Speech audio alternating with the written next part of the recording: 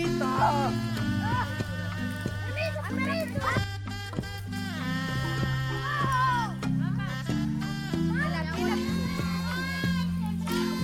Nos encontramos acá en lo que es el bosque comunal de Panaldía, un área protegida por la comunidad. Son 8 manzanas que acá pues queremos reforestar.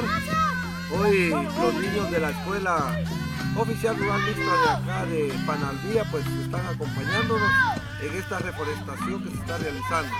Acá ustedes pueden ver el bosque, un bosque muy bonito que se encuentra acá y es uno de los bosques naturales que hoy pues queremos conservar, ya que hoy estamos conmemorando el Día del Árbol. Venimos con los niños a hacer esta jornada de reforestación. Gracias también a las compañeras maestras que están acompañando y queremos decirles que año con año nos damos a la tarea de reforestar acá esta área, ¿verdad?, que se encuentra acá a un costado de la aldea Panaldía. Muchas gracias por ver estos videos y por estar siempre apoyando lo que es proyectos ambientalistas que ayudan a las comunidades, ayudan al medio ambiente. Muchas gracias.